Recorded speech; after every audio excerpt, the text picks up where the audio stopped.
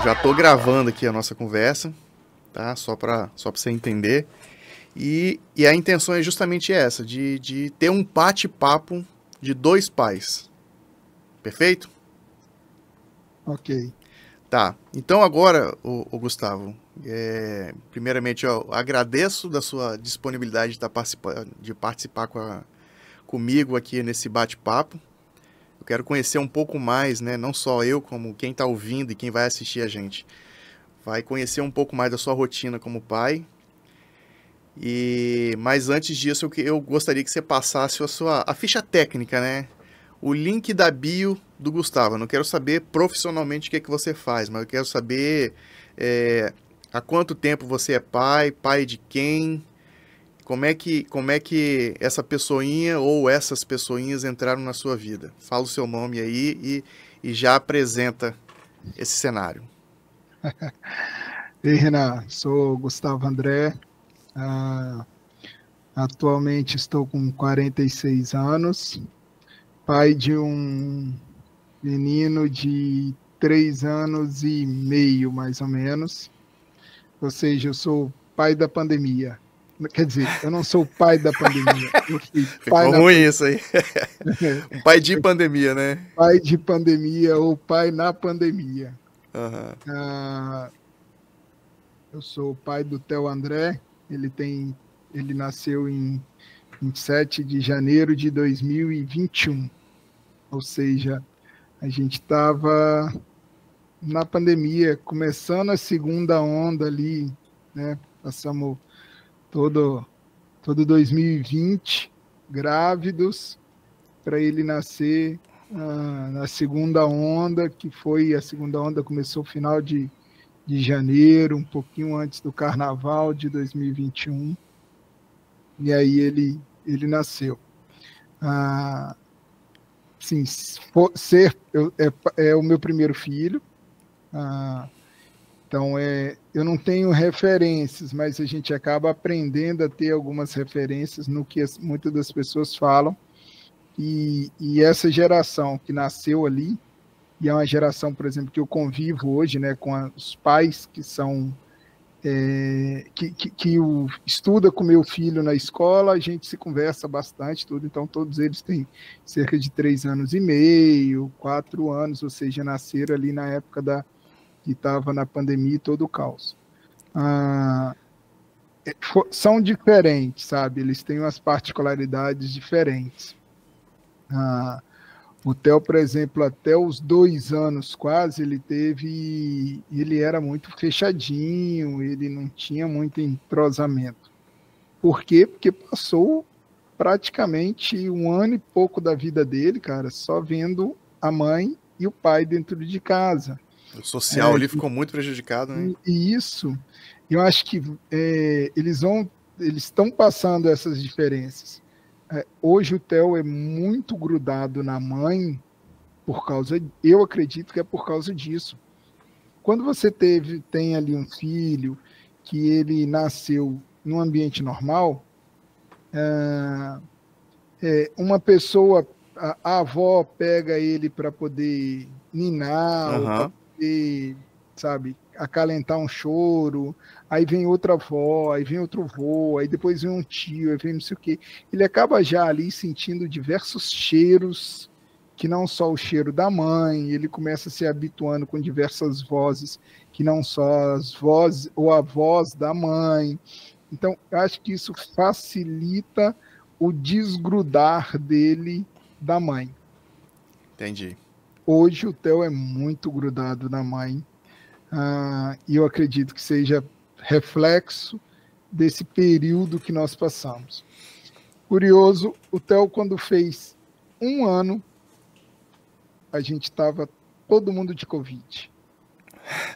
2 dias antes, 2 ou 3 dias antes do aniversário dele, que nós diagnosticamos com Covid. A gente não tinha pego Covid em época nenhuma, nem no tal da primeira onda, nem no tal da segunda onda, em época nenhuma, nem grávido, Caramba. nem quando fomos para o hospital para ganhar o tal, nada. A gente não pegou Covid de momento nenhum. A gente pegou Covid quando ele fez 1 ano. Mas teve alguma, Não, não, alguma. zero. complicador, nada, né? Assim, Zero, o zero. Covid, entre aspas, né? Entre aspas, normal, né? Isso, o Covid, entre aspas, de fracos sintomas.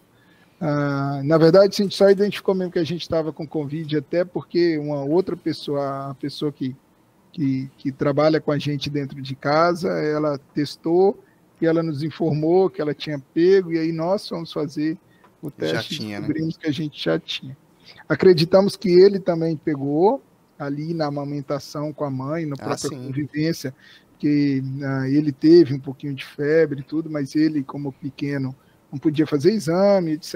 Mas a gente acredita que ele já tenha pego e já esteja com algum anticorpo lá no corpinho dele. Mas o curioso é isso, é essa proximidade de apego, essa falta de convivência tem até hoje dificultado um pouquinho ele se desgarrar da mãe. Quando a mãe está no mesmo ambiente, ele brinca muito com as crianças. Então, isso talvez seja também um pouquinho de reflexo, sabe? Assim, o grau de brincadeira, o grau de aventura, o grau de, sabe, é tipo uma explosão de que eu passei dos 3 anos, 1 ano e meio, ou seja, tem mais, ele está quase inteirando 50% a 50% ali de 1 ano e meio, quase 2 anos em casa, com 1 ano e meio, Caramba. quase 2 anos vivendo na rua. Então, isso na cabeça dele É metade da vida dele, né? é metade da vida. Então, assim, é algo que eu acho que ele está se refletindo agora no volume de brincadeiras, de coisas que ele faz aí com os amigos. Bom, ser pai é ser pai. Gustavo, cara, você já tá já adiantando muitas coisas assim que eu quero conversar contigo, mas a intenção é justamente essa mesmo. Eu quero te ouvir, sabe? Eu quero ouvir o que você tem pra falar, quero ouvir as experiências que você tem e teve. E, e é isso, né? O Fala Pai é justamente pra gente falar, pra gente conversar. E nós, como homens, dificilmente nós conseguimos espaços, né? Na verdade, não é que a gente não consegue, a gente tem muito espaço, mas a gente não busca esses lugares para a gente falar sobre isso.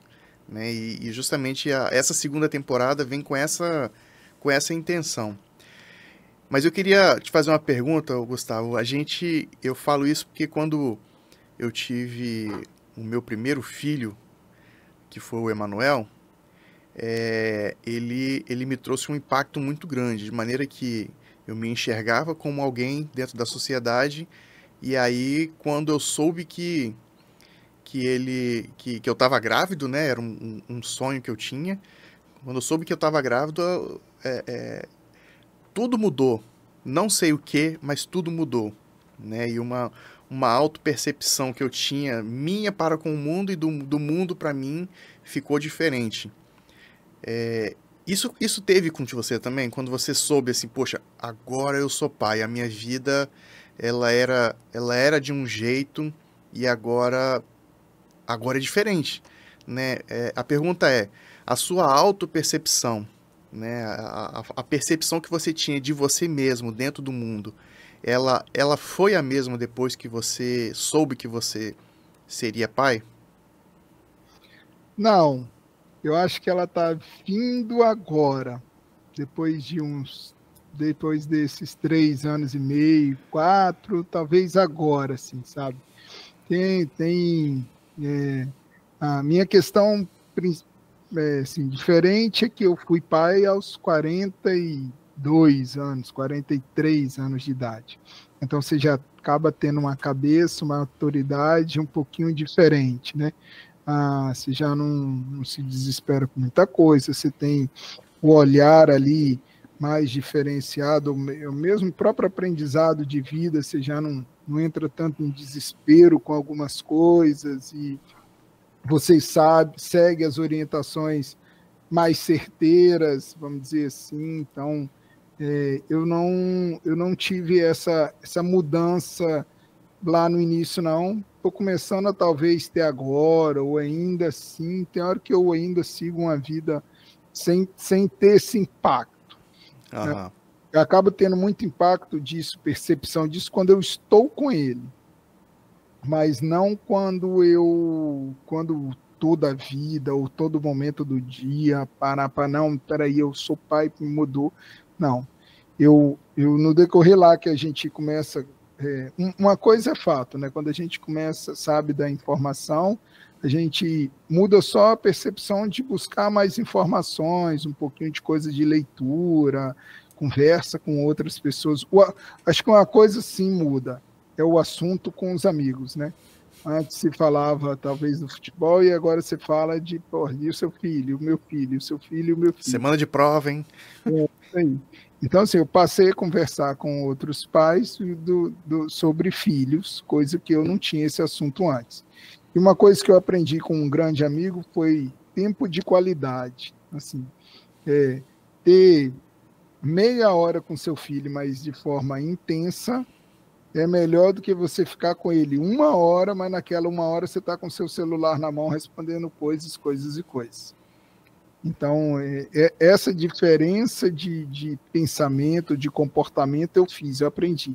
E, cara, ele tem uma coisa que ele, assim, ele me destrói. É quando eu tô ali com ele, que eu pego no celular, ele vira para mim e fala, papai, coloca o celular aqui na mesa. Isso pode ligar quem quer que seja. Aquele soco no estômago, né? Papai não atende, cara. Papai vai ficar e brincar com ele.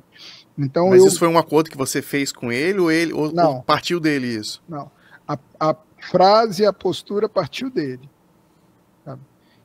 Ele estava, assim, eu, no meu olhar, acredito que ele estava identificando que o celular estava atrapalhando eu brincar com ele.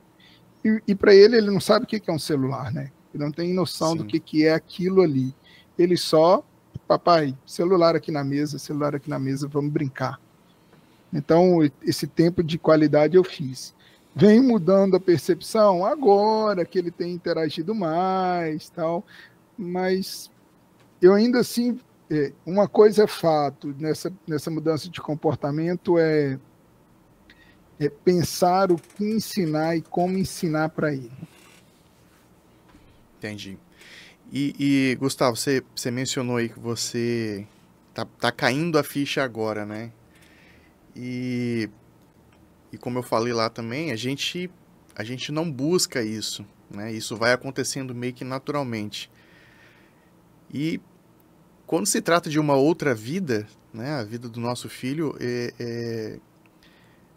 traz uma certa responsabilidade, ou traz muita responsabilidade o que nós vamos fazer e como que nós vamos fazer. Teve algum desafio, alguma coisa, ou alguma dificuldade, sei lá, algum cagaço que você já tenha passado, assim, ou que você passa ainda, né? Tipo, puxa vida, esse mês eu não faturei tanto. Ou, nossa, tá chegando a época a época de ficar... Enfim, dá uma mudança de temperatura, começa a ficar mais doentinho e tal. Tem algum medo hoje, ou alguma coisa que sempre ou não acomete o Gustavo, né, em relação a esse tempo de qualidade? Poxa, se eu chegar assim, eu não vou estar ali pleno. Existe alguma coisa assim? Não, acho que a maturidade aí, os 46 anos, ajuda a gente a se tranquilizar nessa questão. Já é uma vida onde que eu já estou com estabilidade financeira, já é uma vida que eu já estou numa condição de tempo onde que eu consigo me organizar meu tempo, então dá para eu produzir e dá para eu produzir junto com ele, vamos dizer assim, criar Uhum. ele numa condição de estrutura boa. A gente teve uma condição de colocar a mãe também tendo uma condição boa de tempo com ele, então minha esposa acaba tendo uma dedicação maior a ele e a gente construiu isso junto. Então, assim, esses medos eu não tenho, confesso que eu não passo isso pela estrutura que nós pensamos e pelo que nós montamos, né, para ter ele propriamente. A gente vinha na busca já, né, passamos aí mais ou menos um ano tentando até engravidar. Então, Já estava meio que organizado algumas coisas, definido algumas coisas, então é mais tranquilo. Nesse sentido, é mais tranquilo do que ser pego, talvez, de surpresa, aí eu não tive essas experiências. Tá. E você enxerga, ou você consegue perceber alguma continuidade daquilo que você viveu com seu pai, com o seu filho? Ou de um outro aspecto, poxa, isso acontecia com meu pai, eu quero que aconteça também com o meu filho, ou isso acontecia com meu pai, eu não quero que isso aconteça com o meu filho. Tem? É, o tem sim, tem sim. Isso acontecia com meu pai e eu não quero que aconteça com meu filho, acontece muito mais, né? Porque a gente, como pai, a gente tem sempre o desejo de fornecer, de oferecer e fornecer ao filho algo muito melhor do que o que nós passamos. E que muitas vezes isso é um erro, tá? É um erro enorme, que a gente só vai entender esse erro lá na frente, e eu também tento não seguir o caminho do erro, que é o limite fino entre dar uma condição melhor ao nosso filho, mas fazer com que ele se esforce para ter, sabe? Então, assim, eu estava conversando isso com um amigo esses dias. Esse amigo, ele tem um filho, o filho dele tá com 19, 20 anos. 20 anos. Não, 19 anos, perdão. Fez 19 anos semana passada. O pai dele fez a festa de aniversário dele lá no meu barco, lá o barco pirata que você conhece. Uhum. E aí o pai dele deu a festa de aniversário dentro do barco. Chamou 50 amigos, adolescentes, 19 anos, bancou cerveja, bancou festa, bancou um Festona, monte né? de coisa, festona. E eu venho falando com ele, venho falando, olha, ele é padrinho do meu filho. Eu chamo ele de compadre. Pronto, Compadre, já disse o nome dele aqui, né? isso aí. Não. Compadre, você precisa pôr o seu filho para passar alguns apertos. Você, quando era jovem, e a gente, quando era jovem, a gente ia para as festas com gol, bolinha, sem ar-condicionado, a álcool que a gente e sua mãe tinha te dado lá e que você ajudou a comprar. Seu filho, você está querendo que vá para a festa com um Corolla automático. O filho dele fez 18 anos, Renan, e ele deu de presente uma festa de aniversário e depois da festa, um camarote numa boate com R$ 4.500 de bebida alcoólica já paga. O filho dele nunca passou um aperto. Aperto financeiro, né? Aperto Nenhum financeiro, apuro, né? isso, nenhum apuro. Eu e ele, a gente saía para tomar cerveja no início do mês com meu ticket. Eu pagava na primeira quinzena as cervejas, que eu pagava com o meu ticket. Na hora que o meu ticket acabava, ele pagava a segunda quinzena com dinheiro dele, que ele recebia lá da mãe. Era assim que a gente vivia, velho. O filho dele tá vivendo sem limite. O filho dele, entre os amiguinhos, é considerado o rei do camarote. Entendi. E eu venho falando com ele, cara, você já imaginou se precisar passar algum aperto? Como é que seu filho vai reagir? Como que ele vai sobreviver? E eu falo com ele, cara, você precisa cria, Renan. Eu acho que os pais a gente tem que criar, velho. Não é uma falta, não é ter a falta de dinheiro, cria a falta de dinheiro. Sacou? Vira para ele e fala, filho, olha, tá acontecendo uma coisa aqui, cara, não vai dar, esses próximos 2 meses eu vou precisar ficar apertado e da sua mesada vai ser só 20% e, sabe, tem que criar alguma coisa, velho, porque senão essa geração não vai ser a geração forte, igual a nossa geração foi forte. Nossa geração foi forte porque os pais davam, mas a gente corria atrás, batalhava, a gente andava de ônibus. Moleque nunca andou de ônibus, cara. Se o carro quebrar lá no meio da rua, lá, ele não sabe vir embora de ônibus, bicho. Tem que pegar um Uber. Se não pegar um Uber, se não tiver o cartão de crédito lá cadastrado no Uber, não vai ficar na mão. Se tirar o telefone da mão, tá perdido? Eu nem falo em tirar o telefone da mão, porque aí realmente eles têm que saber aprender a tecnologia. Mas é mais ou menos isso mesmo, assim. Se tirar o telefone, como é que você age? Eu tô dizendo assim, se, tá bom, foi, vamos usar um exemplo aí, foi assaltado, né? Perdeu o telefone. Para quem que você vai entrar em contato? Como é que você vai entrar em contato com essa pessoa? Quem você vai buscar, né? Mas assim, eu acho que não é um momento, sabe? Sim. Eu acho que é uma fase. Ele tem que passar uma fase de vida. Com uns 3 meses sem dinheiro. Caralho, como é que ele vai ser com os amiguinhos? Até para ele aprender que 2 dúzias dos amiguinhos deles ali ao redor dele tá ali, é só porque ele é o rei do camarote. Que na hora que ele precisar de socorro, metade não vai atender ele, metade não vai querer sair com ele, metade vai ter vergonha de chamar ele de amigo. Então, assim, essa é uma parte que a gente precisa, que eu fico bem antenado em criar o meu filho. E isso é algo que eu passei com meu pai e que eu quero que o meu filho passe. De novo, sem deixar de oferecer para ele algo melhor. Mas ele tem que suar, cara. Ele tem que suar para ganhar. Tem muita gente dando muita coisa fácil. Menino chorou, toma, ganha. Mais rápido, assim, a falta de paciência, a falta de paciência para poder saber lidar com o filho, para dizer o não mesmo para ele, está fazendo com que o filho ganhe da gente. Então ele chora, ganha. Ele reclama, ganha. Ele esperneia, ganha. Por quê? Porque é mais fácil. Até mesmo na rua, sabe, assim, o olhar crítico das pessoas também. Então, seu filho está chorando, cara, dá logo para ele parar. Vamos resolver esse problema. Chorar, né? Porque ele não pode ficar chorando, porque o cara da mesa do lado tá olhando de cara feia, porque ele tá chorando, porque o cara do lado tá achando que você não tá sabendo criar o seu filho.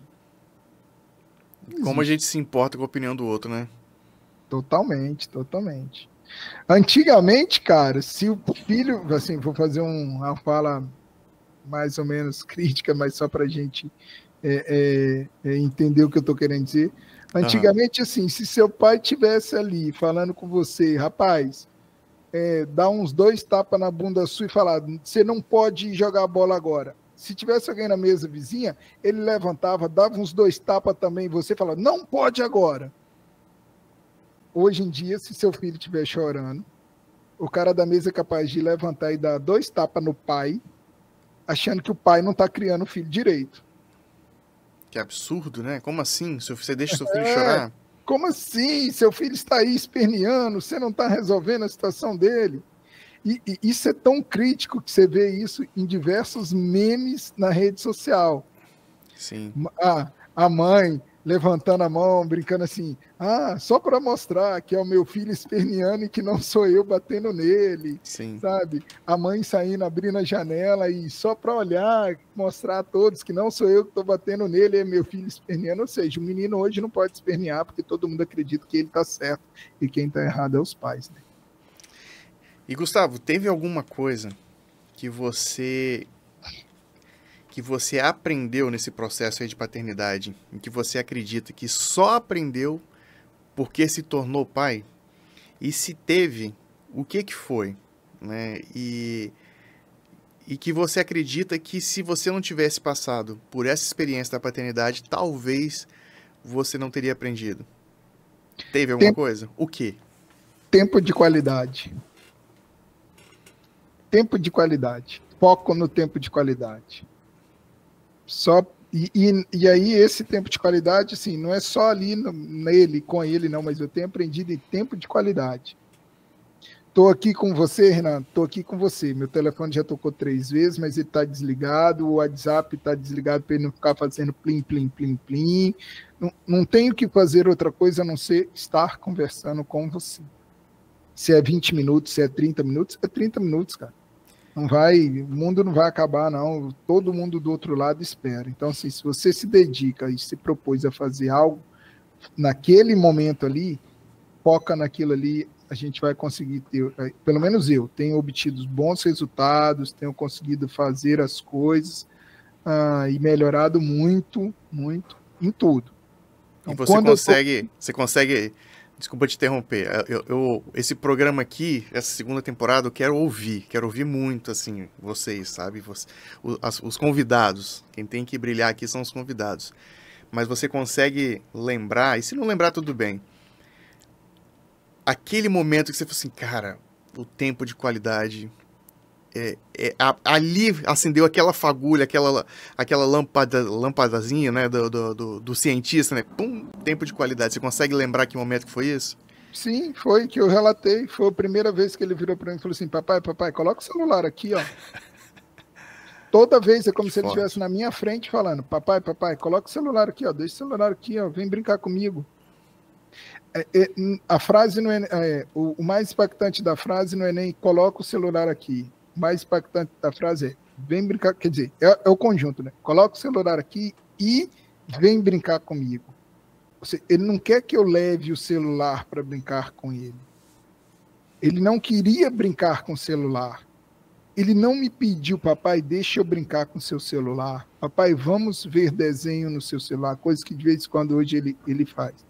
Mas não, ali naquele momento papai, tira o celular da mão e venha brincar comigo.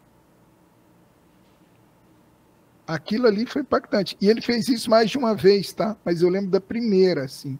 Aí, na hora que fez segunda, terceira, caracas, é mesmo. Não foi um aprendizado rápido, mas foi um aprendizado assim, caracas. Tá incomodando ele. Cada vez que vinha, era um soco, né? Tá incomodando ele. E aí você vai mudando sua atitude. Então eu fui fazendo. Hoje tem hora, cara, que eu coloco no módulo avião para não ter chamadas em nada. Que aí eu tenho certeza que eu não vou atender. Não vou atender. É 30 minutos, cara, com ele. 30 minutos, 40 minutos de tempo de qualidade. Depois é tranquilo, aí ele começa a ele mesmo brincar sozinho, aí eu posso até ir lá no celular um pouquinho e voltar que ele já não briga, sabe? Eu posso ficar 1 hora com ele. Ele sabe que você está ali para ele. Isso, eu posso ficar ali 2 horas com ele. Os primeiros 30 minutos ali, cara, os primeiros 40 minutos, tempo de qualidade, foco total nele, olhando para ele, coisas assim que eu aprendi. Olhar com ele, no olho dele, abaixar e conversar na mesma altura dele, sabe? Não brincar, eu alto e ele baixo, eu abaixo com ele, eu ajoelho para brincar com ele, eu fico na mesma altura dele, eu crio dinâmicas para a gente poder brincar juntos, sem ser uma percepção de adulto e de criança. E Gustavo... Mas o foco de qualidade é top. Massa. Vou fazer um merchan aqui, meu amigo Gil Neves, acho que é uma pessoa que você até te pedir entrevista, bate um papo com ele. Ele tem um Instagram chamado Papai Alguma Coisa. Eu fui fazer uma propaganda para ele e não fiz, né? Tá, depois eu vou pesquisar e quem estiver assistindo, só quem estiver assistindo, né? Quem estiver assistindo vai aparecer na tela aqui. Quem estiver só ouvindo vai precisar achar lá no YouTube esse trecho. Ele também fez uma abordagem de, acho que é Gil Papai, que é o... Isso, Gil Papai, que é o Instagram dele. Aí, Gil com U. Gil, né? Isso, Gil, G-I-U, Gil Papai. Ele faz essas abordagens também, e ele que vem me ensinando sobre tempo de qualidade. Uhum. Ele vem a gente vem conversando muito, tá na lista dos meus 2, 3 melhores amigos de vida. E aí ele também tem uma filhota maior um pouquinho do que o Theo, e a gente conversa bastante. Então ele que me ensinou tempo de qualidade. E Gustavo, interessante você colocou essa questão de ter ali o tempo de qualidade, você se dedicar e estar presente, né? E ao mesmo tempo que você colocou também as questões de que a nossa geração, né? Eu e você temos uma idade parecida, eu tenho 44 anos hoje, né? Em 2024. E eu também passei por muitas dessas questões que você passou, sabe? E E eu tento buscar uma convivência ou uma convivência, né, com os meus filhos de maneira o mais harmoniosa possível. Obviamente que eu falho em muitas vezes, em muitos casos. Mas eu queria trazer um exemplo aqui de que nós como homens, né, eu como homem, eu tenho muito a tendência a segurar os meus sentimentos, né? Principalmente aqueles sentimentos que internamente eu acho que vai me expor como frágil para a sociedade, né? Então o homem Uhum. viril não pode chorar, o homem viril não pode demonstrar fraqueza, tem que ser forte o tempo todo e não se abre para ninguém e em lugar nenhum. E eu busco quebrar isso com os meus filhos, mostrando que expressar sentimentos é importante. Uhum.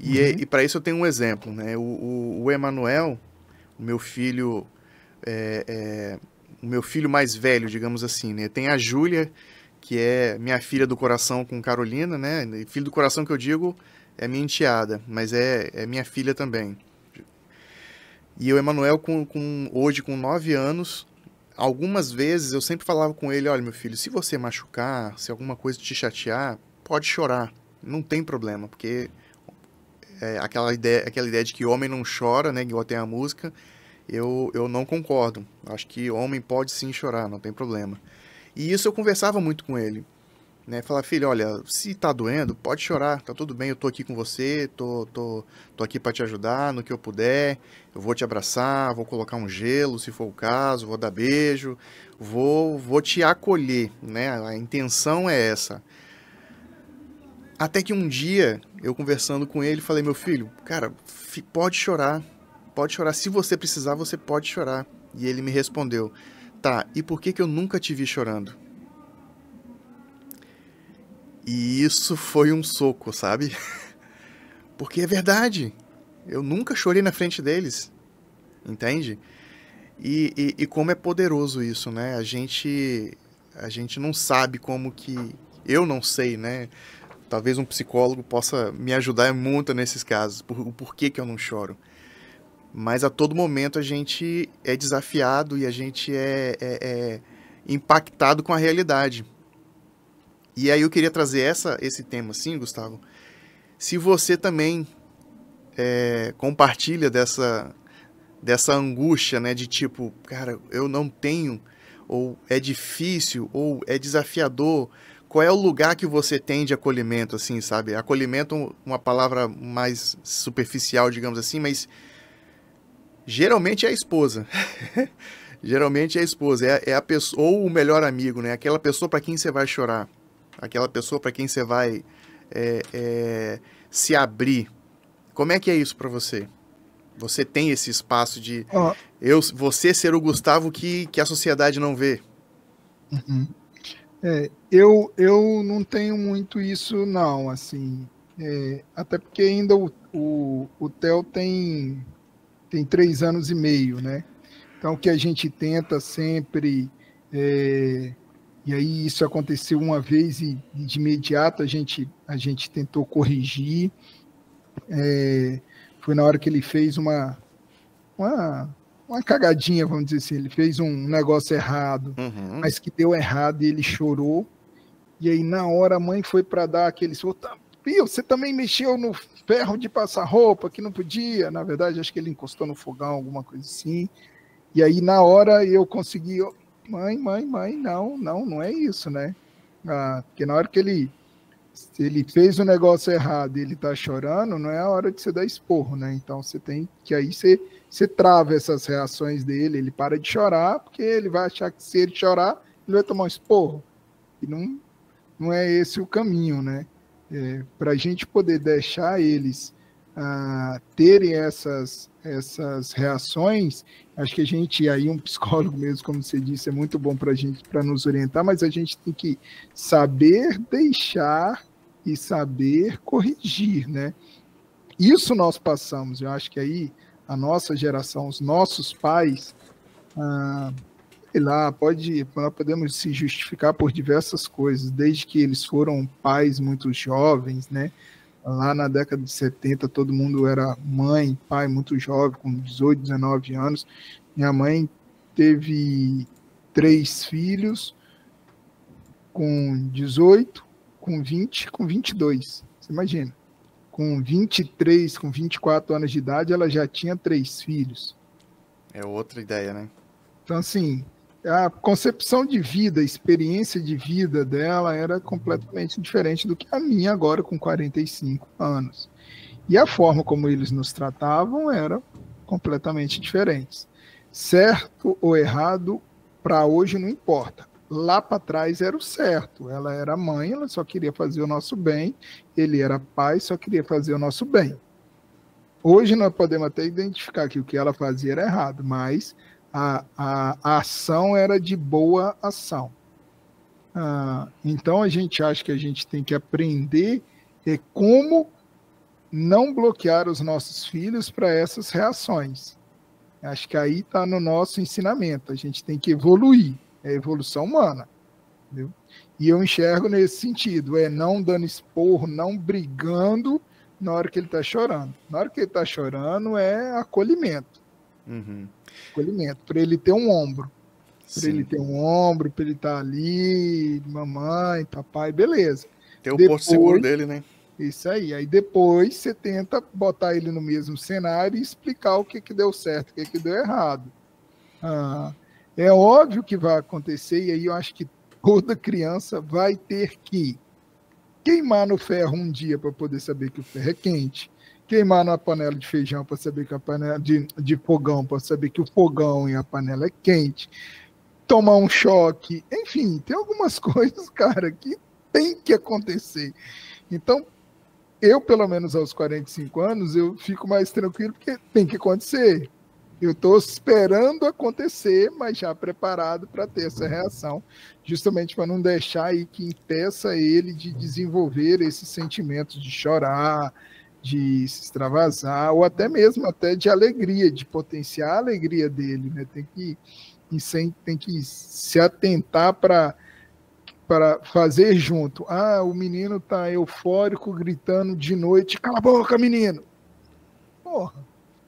Peraí, cara. Talvez é um momento de êxtase dele lá, da alegria, da felicidade, que ele conseguiu botar o bonequinho em cima da casinha que ele tanto queria e se dá um cala-boca, menino.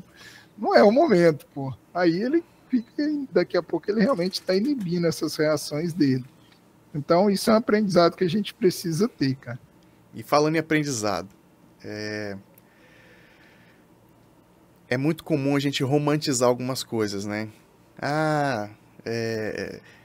As horas de choro, essa criança tá de manha, não sabe que tá com o dentinho nascendo, né? Esse menino quer tudo na hora dele, tá chorando demais e tal. Isso você já consegue dizer, mesmo com ele com 3 anos, acredito, tá? Acredito que você consiga dizer. Tem alguma coisa que antes de você ter filho, você olhava assim, olha lá, ó o vacilão, ó o pai vacilão ali. E que hoje você olha e fala, agora que você passou pro lado de cá, que você entrou na banheira entrou na piscina com água fria, né? Fala, bem que tá quentinho. Mas tem algo que lá atrás você romantizava, falava, não, isso aí é bobagem e tal. E que agora, né, do lado de cá da força, você vê que não era da forma como você pensava? E se tem, o que era? O que foi? Tem, claro. Uma coisa de postura minha era que eu fiz é o silêncio da casa. Sabe assim, eu tenho Desculpa aí, velho, porque eu sei. eu tenho uma pessoa que se eu classificar vai ser fácil de identificar, mas eu não quero. Eu tenho uma pessoa que ela não atende o telefone depois das 22 horas. Certo. Ela não atende. Só essa característica já é suficiente já para falar dessa pessoa, né? Então vamos lá. Ela não atende, ela responde o WhatsApp, mas deixa o telefone no mudo, fica quietinho em casa e assim, sabe? Sem televisão, sem nada, do sofá, rapidinho, devagarzinho para cama. Eu antes achava isso um absurdo. Porra, esse cara é muito mole. Porra, não pode atender um telefone. Um dia meu telefone tocou à noite e a criança acordou. Eu tomei um esporro da mãe. Me mandou ir lá para a sala e ficou. E dorme lá, né? O moleque já não dormiu mais, enrolou para dormir mais à noite, tanto que ele já tinha dado aquele cochilo. E o moleque já queria levantar, porque já começou a ficar cheio de energia. E a mãe começou a ficar puta comigo. Porra, ele acordou e agora ele quer brincar. E isso era 11 horas da noite, mais ou menos, aquela coisa de... Então, assim, hoje eu vejo e falo, caracolas, é mesmo, cara, ó. Para quem tá com criança nova, assim, a nova do 1 ano, 2 anos, 3 anos, que ela tá mudando de rotina para tentar dormir, cara, um barulhinho que acorda a criança, bicho. A mãe quer matar o ser humano de qualquer jeito e hoje eu entendo. Pode ficar tranquilo que hoje eu entendo, bicho. Sim, não dá para perturbar um sono de uma criança no período da noite quando ela está tentando fazer a mudança de rotina ali, dependendo da idade ali. É óbvio que quando ela está numa idade de bebê, mamou, dormiu. Cara, pode acabar o mundo, pode tocar celular, tá pode nem aí, né? de som, pode passar carro de lixo, não tá nem aí, tá nem aí. Mas tem uma fasezinha ali mais para frente um pouco que ela vai começando a ela entrar no ritmo do sono da noite, que sim incomoda, atrapalha, tira o ritmo e isso eu mudei. Isso antes eu achava um absurdo e aí eu mudei. Outra coisa é ir embora quando tá no sono da criança. Sabe, assim. Deu o horário, né? O horário da bruxa, ó. Acabou, chega. Antes eu falava, porque assim, a minha criação com meu pai, minha mãe, a gente dormia na cadeira, a gente dormia no chão, a gente dormia em qualquer lugar que fosse. O adulto era prioridade, né? O adulto era prioridade. Eu acho que isso pode existir sim, mas existe fase das crianças. A gente tem que tomar cuidado com algumas coisas que a gente quer implantar em fases diferentes, sabe? Eu acho que dá para a gente pôr. Eu já fui para um casamento e levamos um colchãozinho, botamos um colchãozinho na hora que ele dormiu embaixo da cama, da festa do casamento, ele dormiu ali. Sem problema. Debaixo da mesa, né? Debaixo da mesa ali. Sem problema. Ele estava numa idade que colocou ali, ele ia ficar ali, cara. E de novo, a frase, o mundo podia terminar em festa que ele não ia acordar. Mas tem fase, cara, que deu o time, você precisa ir embora, você tem que ir embora, porque, de novo, só o silêncio da casa para poder gerar tranquilidade na família. Então, são aprendizados. Tem coisas que a gente vai aprendendo sim. Tá. E Gustavo, você, como você colocou aí, né, a questão de ser chamada a atenção por ele, né, pelo filho, isso escancara aí uma brecha de que nós também erramos, né, e é fato, né, quem não errou ou vai errar ou tá mentindo. Então, quem diz que não errou tem essa questão. Como é que você se viu, né? Ou como você se vê quando você identifica esse erro e como que isso impacta na sua autoimagem? Isso te agride de alguma forma, né? Por quê? Aí eu vou trazer um exemplo. Quando eu erro, quando acontece algum erro com um cliente, eu fico muito chateado. Puxa vida, né? Perdeu uma gravação, era para fazer determinada coisa, não deu, enfim. eu fico muito chateado. A gente, né, porque aí envolve negócios, envolve prestação de serviço e tal. E, e algumas vezes, quando a gente erra com o nosso filho, né, esses dias mesmo, o meu filho, ele tava, o Emanuel de novo, né, ele me pedindo algumas demandas, né, pai, vamos dormir junto. Eu falei, tá bom, amanhã a gente dorme. Tá bom, filho, amanhã a gente dorme. Aí, no terceiro dia, ele falou assim, poxa, pai, você fez um combinado comigo e não cumpriu. E aí bate diferente, sabe?